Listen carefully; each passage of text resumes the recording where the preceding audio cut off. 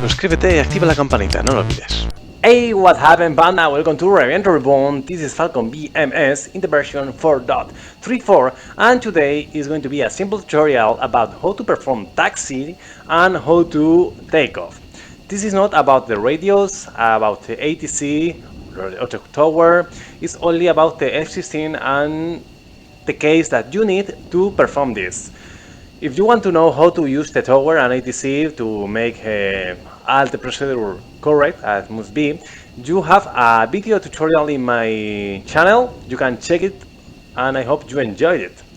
Let's go to the cockpit, and I just enter in this tactical engagement in the taxi mode, not in the ramp start. Of course, I did something in the cockpit to make some tests, but normally if you go to the cockpit in the taxi mode, you are almost ready to put some engine power and go to perform taxi and go to fly. But as final steps, after the ramp start, first of all I'm going to take out the pilot from the cockpit. Remember, Alt K plus Charlie K, and then P as a pilot, and your pilot disappear. Okay, now some check that you must do after go to flight is the prof go to hit, not in off. Okay, normally if you perform ramp start, you let this switch in off position because your pitot prof is going to be burned, but you only turn on the pitot tube at the end of your ramp start, or maybe when you are going to take off. Anyway, you can perform a lot of things in here. Set your bingo, set your head-up display as you desire. For example, I like to get the data on the head-up display. I love that. And also radar altimeter set at 0 to get radar altimeter and 0 altitude. Okay. Do not forget, always set the correct value here. And first of all, I want to tell you, I do it in this way, but virtual squadrons, real countries, real squadrons can do this in other ways. As always, it depends on what is the idea of security for them. Okay, that's the idea. It depends on that idea. Okay, let's focus on what's matter today. And first of all, you have to turn on the nose wheel steering, the control of the nose wheel. Okay, how you can do that? In the stick you have a button. This is the trigger. On the top right you have a button that is going to turn on this. You have to use shift dash, and then you turn on this light. With this light you can use your pedals to move your nose wheel. Remember, shift dash. Okay, we are ready. In this new version, you have to get used to parking brake. When you enter in taxi mode, the parking brake is turned on. You have to turn off to be able to move your plane, of course. But do not forget that in the real plane, also in BMS, if the throttle moves 1 inch forward, the parking brake is going to jump and turn off. Okay. More things that you have to check. For the moment, I don't have the chocks, but you can see on the right of your screen chock in place. What does mean? Look, the main wheels, something yellow in there. Okay, you always have to take out that, install remove chocks in the tower menu, and now you are ready to taxi. That is important because it's other way to stop the plane in the ground, on the ground. Okay, something interesting. To know the speed that you are on the ground, you have to use the ICP list button, then use the number 6 as in inertial, and you are in inertial page, and you can see here ground speed 0. Okay, you only have to know, you can only know your ground speed when you are on ground, like in this moment, in this menu. not in the head-up display.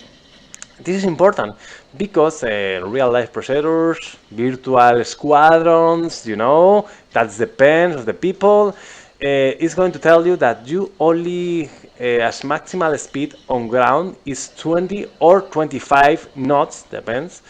Normally I use 20, 22, 25, depends. When you are straight ahead. If you are turning, you have to brake and as maximal speed of 15 knots for turns. Okay. Other check now that we are going to start the taxiway. Remember, I am not going to speak about radios. You have my tutorial about radios in my channel, how to use ATC, whatever. But when you are going to start the taxi, the first is put some engine power and brake. Okay, my brakes are working perfect. I continue the flight. If you don't have rudder pedals, you can use the key as in Kylo, the key K, ¿vale? This key, ¿vale? To brake. If you have in your setup of Falcon BMS, you are using some X's to brake, you cannot use K. ¿Vale? It's quite of exclusive. Now, brake are working. You have to check also if your rudder, if your nose wheel steering is working. Okay. Some movement, some on both sides, perfect. And I continue my movement. But let me stop here because in this first moment, you can see here some items like a car, like a fire extinguisher. But if I have, what could happen if I have here a fire extinguisher on this side? In real life, this movement, when you start moving, you use a big push to get enough energy to make this left turn, in this case, in idle, okay? Why? Because if I have someone here, a fire extinguisher, other planes, I don't want to hit them with my exhaust gases, okay? For that, you push a big push and then idle and perform this turn. And left. Okay, perfect. And I'm going to go right because my taxi is in that side. Okay, now I can use some more power to keep the energy. In this new version, the friction with the ground is dynamic and static. In the last version 4.33, the static friction with the ground was not modeled or was not correct. And now the F-16 need a big push to start movement. And if you have a big weight in your plane, you are a heavy plane, you need keep some power on, okay? To keep that speed of 20 knots, 25, depends on your virtual squadron. Don't worry about that. And as you can see, sometimes I have to check that I am in straight, because now I have my foot off my pedals, and you can see my plane is going right. It's going right. Okay, I have to use the pedals to fix this. Okay. Okay, the good. As you can see, I am in idle. I am losing some speed. Don't worry, I can use a little bit of thrust to move the plane there. Okay, time to go to the runways in there. Something that you must know, as you can see, I am using a TGP. On the right of my nose wheel, you see the sniper pod. Okay, these items that you use in that position must be off or standby position to keep the TV or the camera that the sniper pod have in a good shape, because now in ground, maybe doing taxi or takeoff, some rock or something can hit the system and can destroy the lens or the camera or damage. This is Falcon, it's not going to happen, but we are trying to keep as real as it gets. And then when you do taxi, please, or taxi or takeoff, keep them standby, okay? Now in this position, normally you are going to brake and stop, full stop in here. before the line, this line, and check visually that no one is incoming, some radio communication with your wingman, whatever, okay? You can check my tutorial. And now jump to the runway. Okay, and big push, and slowly going down. I'm going to go to the runway. And because I am a single plane, I'm going to keep in the middle of the runway, and in here, for example, brake, full brake. As you can see, we have this. I don't know how to say the name of this in English. In Spanish, is manga, and this manga is going to tell you the path of the wind. As you can see, the air is entering in this side and is going out on this side. What that means is the wind is coming from the left to the right today in this mission, in this moment. What is going to happen in here? Look at this. Okay, the plane. Now I am looking as I watch the wing, okay, and the airflow is going to hit the airplane in this position, okay. As you can see, on the back, on the right on your screen, the airplane have this vertical tail, and on the nose is very aerodynamic, and this is going one problem when you have this crosswind, because the wind is going to hit your tail and is going to move your nose, your left side of the plane, of the screen in this moment, to the left, because there is a big surface here getting pushed with the airflow, and the airplane is trying to go to the left, Here you can see, if the tail moves to the right on your screen, your nose is going to go left, okay? For that, I am going to keep nose square steering on until 70 knots, okay? After that, I'm going to turn it off with shift dash, and I'm going to still doing the same, but with the vertical surface, okay, with the rudder and the pedals. Continue. Here you have a different way to do it. Normally I am only using afterburner, from idle to afterburner, but some people use brakes, put 80% and then boom, afterburner, okay. I normally use this way, from idle to afterburner with no brakes. But it's up to you. Don't worry about that. I think I'm missing something. Okay. Engine test. It's time to do it. What are you going to do? Push your brake. Totally braking. Not parking brake. Parking brake do not working. It's going to work, but you have to always use your pedals or the kilo K. Okay. Set almost 90% of RPMs. Slowly to keep your plane steady.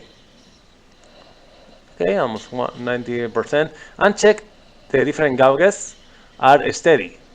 Good. There is nothing strange in here. Okay, engine is working as it is. Okay, perfect. Now we can take off. Speed to take off. Depending of the weight, on how heavy your plane is, you are going to need more speed or less. But my easy rule is to start the stick back movement when you have 160 knots as minimal. Right? When you get that, you slowly back your stick until you get your noise, your cross rising at least about 5, 7, 10 a stop of pitch. Right? Remember this number: 5, 2.5, and 10. These are the negative ones, but you have the positive ones on the top over here. I am speaking about that.